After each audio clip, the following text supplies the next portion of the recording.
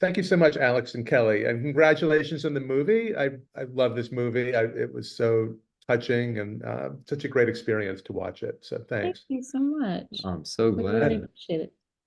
And it's so this discussion is being shown after a screening at the Emelin Theatre. This is a theater that's actually known mainly for live performance, but has a very active film club. Oh, cool. So I think they'll really relate to a lot that's in the movie. I wanted to, I guess, start by asking you what your own relationship is to the theater world. I mean, people know about Chicago's great theater scene, but what's your own involvement and relation? Yeah, I mean, I've been doing theater since I was like 6 years old in Arkansas at the Children's Theater. And I would say it's like my true love. Hmm. And I, grew up doing it through high school and I majored in it at college and then have been doing Chicago theater for a really long time and have deep, deep relationships and friendships that have come from Chicago theater.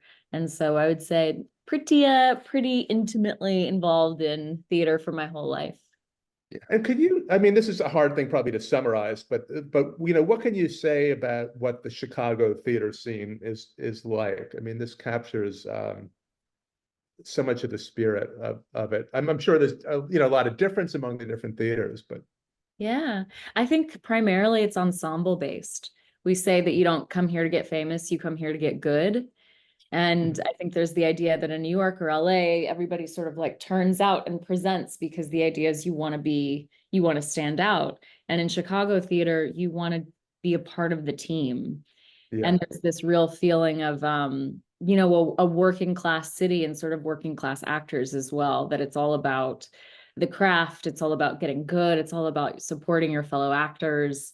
And in my experience, that really is true. So this, of course, leads directly into asking about your lead actor, Keith Kupfer, who, he is somebody who feels like a working class guy. You believe him as that. I can't imagine like anybody else bringing so much, like making this role work. I was worried when I heard the concept of it, like, how is this going to work? Yeah. To believe that a construction worker can just fall into this world, but he makes it work. So let's start by talking, was the film sort of written with him in mind? Yeah, it was. I mean, Kelly explicitly was in a show called The Humans with Keith back at American Theater Company. And I'm sure you knew him a long time before that. Yeah, I knew his work. He's sort of a Chicago theater staple. Yeah, yeah. And I've seen him in more shows than I even realized. And after getting to know him, I realized like, oh yeah, I saw you in this or that over the years. But yeah, it was written, I mean, explicitly. We talked a lot about how we couldn't think of anyone who would be quite right for it, like Keith, which is funny because Keith is not a blue collar, he's been doing theater since he was, professionally since he was 18 or younger. So he has that energy though, of like Brando on the waterfront, and you get the feeling we were watching someone real, I think. Yeah, I read an interview, I guess, with him where he's saying like he's not the guy who is all bottled up and has trouble getting in touch with his feelings, but he certainly knows how to play one. But yeah, I guess like what was it like for him playing this character of somebody who's so has to go through that journey of getting in touch with their emotions?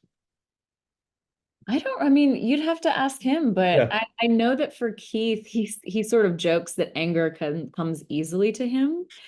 But I think his work sort of in the deposition scene and in the final death scene, that vulnerability, I think was a really exciting place for him to get to and for us to witness him getting to. He does such a good job of modulating his performance. And, Dan only lets out his emotion through anger. And then to actually get to see the pain that's underneath, I think he's very proud of his work in it. I mean, he should be, because I think it's one of the best performances I've ever seen on film, period. Yeah, it's wonderful. I won't argue with that. So it's a very unusual situation when you have an actor's real wife playing the wife and the real daughter playing the daughter. what can you tell us about that? Like how did that evolve? Was that like always going to be the case, or was that just something that sort of evolved?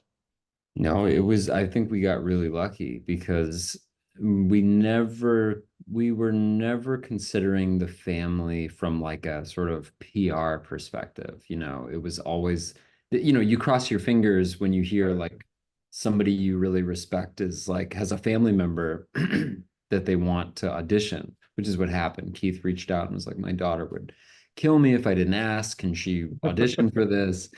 And you hope that the person is good, obviously. And she showed up to a reading we did, the second reading of the script, and was just incredible and very, very nuanced and very, quiet, but really rich and vibrant in her performance, just like it is on screen. And best of all, she had this secondhand or second nature. Her conversations with her father were really endearing and organic and beautiful in the way that they are on film. In the film, they're talking about craft from the other perspective, but at the reading, it was what we saw on set, which is Catherine and her father would work together, and she'd ask for advice on, technique and, what do you think about this line? And the same was true of Tara. Tara is an incredibly technically gifted actor, and we just lucked out. I mean, they're all just knockouts, and we wouldn't have cast it if they weren't. So we lucked out, and then we lucked out twice over. And what I think the structure of the script was really interesting in that you withhold information in the beginning, to let us understand like why the daughter is so angry, and so I guess how did you think about that in terms of how much you were going to let the audience know about what happened? Yeah, a huge inspiration for me is Manchester by the Sea and the way that information is doled out in that film. And I think it sort of keeps you on the edge of your seat because you're encountering these people. You can tell that something is simmering underneath, but it takes you a long time to sort of work your way in to figure out what it is. And I liked the idea of the audience not getting ahead of Romeo and Juliet and how that interacts with his life. Because if you knew right away that he had suffered this terrible loss in the way in which he does, then you'd be like, oh, okay, this is I see where this is going. But it was really important. And it took a lot of work to figure out through a lot of workshopping exactly how much information to give and what breadcrumb to give where, so that the audience wouldn't be annoyed. It wouldn't be like, okay, just tell us what happens, but is getting just what they need at the exact moments to sort of keep you engaged. You reminded me when that I think you came up with this tagline that the movie was like Waiting for Guffman meets Manchester by the Sea. Exactly. Which it's so perfect. Yeah. So I'm sort of talking a lot about the cast because that's so integral to what you did. Please, And I think for audiences to see Dolly De Leon, who, sort of came out of nowhere for American audiences with her performance in Triangle of Sadness.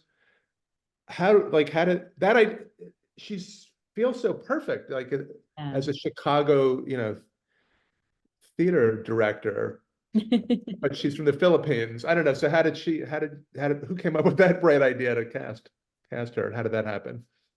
Well, we'd always wanted to work with her ever since Triangle of Sadness, and I think I had seen it first twice, and I think I had heard of her first, because we didn't have the pleasure of going to Cannes, but you could hear the buzz from across the globe. And then our manager is Dolly's manager. And so he was in our ear about, like really consider this person. And then Kelly saw Triangle of Sadness, and it became sort of obvious that she would be this exciting, she would really kind of stand out and also fit in so well with that community. And she herself did theater, like has done theater for her whole life. Actually, I believe her like audition for theater school, I might be wrong about this, but I believe it was Romeo and Juliet. Oh, wow. And so it was a really, really lovely experience working with Dolly. And, speaking of Romeo and Juliet, how did you decide that was going to be the sort of play with, that they were performing. I think Kelly, I think I'd read somewhere that you said like you were not you're not like a huge Shakespeare fan. No, normally. in college I hated it. I played Much Ado About Nothing, and I was like, this is so boring.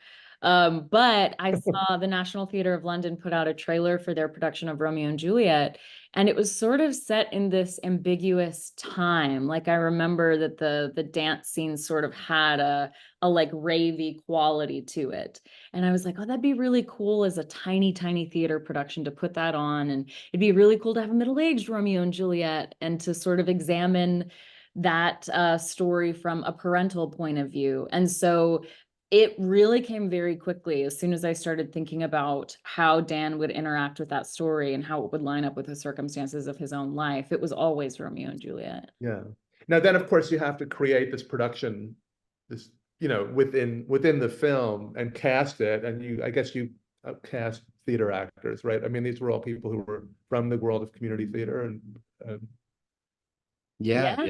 Chicago theater. From professional Chicago theater. Yeah. I mean, the thing that's really exciting about them is, they play these characters who aren't professional, but all of them are and are incredible and make their livings, acting on stages throughout the city. And so it was a really fun assignment for us to get to go in and cast all those roles and say like, oh my gosh, we have this incredible city full of talented people who gets to come in and play these parts. Yeah. And what were the, I guess what is so great for me about the film is the way you balance the tones so effectively. But how did you manage that? How did you strike the balance of making a movie that, it's all about emotional catharsis and it's very emotional, but it's humorous and not too sentimental or melodramatic. I don't know. So there are a lot of pitfalls that you a guiding principle for me is the tragedy and comedy masks together side by side, and thinking about how life is, which is like it's always a tragedy and it's always a comedy at the same time. And all of my favorite works of art have both of those things and sort of recognize the absurdity in the darkest moments. And so I just knew from the time that I started writing, and my previous screenplay, St. Francis, was very much like this too, that anytime something would get too heavy, it's got to be undercut to open people back up. Because I think without laughter, it's very hard, one begets the other. Laughter begets tears, begets laughter again. And so that's just something that in my writing, I'm really, really aware of. Yeah. And I think practically there's a lot that you could do. Like, I think that the performances are also sort of modulated to kind of stray away from the catharsis isn't present in every scene. We don't give the audience what they want in every single scene, because then if the whole film is screaming or the whole film is crying, the moments of tears, the moments of rage, they don't really matter that much. So there was we had to really clock every single day as we were shooting. Like, gosh, it would be really satisfying to go in and get a gorgeous close-up of Daisy on this moment. But would it be tipping our hat too much? Should we really stay back? Should we really kind of observe from the audience's perspective and not give too much away? And so that was always a consideration, even into the edit. Like, where do we go from here? Do we stay out? Do we go in? To serve that same tone that kind of is so successful on the page. Yeah. I mean, the last thing I wanted to ask you about is just like the type of film that you made. I guess I had read that you must be working on a lot of different projects, and there was like a sort of bigger budget film that's in the pipeline, but you decided to make this, and it's the film that you made is very much in the spirit of the theater piece that we see. So if you could just talk about like the pragmatics in this business of getting a movie like this made, and then what that was like for you. It was up to us. I mean, that's what's fun is making a movie. And actually, I don't think that this is limited to independent film, but for us, making a film independently doesn't especially mean making it smaller. It just means being free while doing so. Mm. And, you know, in our country, which has no subsidies for the arts, money is power. And so to go out there and be able to raise the funds means however much you can raise, that's your budget. So we're actually taking a very similar process for the bigger film right now. We've just been able to raise more. So we're able to retain the same control, the same vision. So you may very well see within the next year or so another film like Ghostlight that may have a bit broader of a canvas, a bit more vibrant of a color palette, but no less independent, I guess, if that makes sense. And it was really fun. We did feel like the theater troupe We did. ourselves. I mean, we like drove from small theater to small theater, asking if we could borrow their costumes. Like people provided their own props. I remember when Lucian plays the piano at the end, it was because I found out he could play piano. And we were just like, can you like, you know, mess around? And then he's like, and I can harmonize too. And we were like, great, put it in. Like it felt very much like we were just assembling this as we were going in a super fun way, in a way that, you know, sometimes was stressful, but also felt again, like we were playing dress up. Like you did when you were a kid and just being like, okay, now you play this part and you play this part. And I think it has that sense of joy in it. Yeah. It does. It absolutely does. And it's also just so touching and moving. So thanks so much for the experience. And thanks for talking with us tonight. So, Thank you so so much. We excited. really appreciate it. Yeah. okay. I'll enjoy So it. long. And we look forward to the next one. Thank you. Thank you.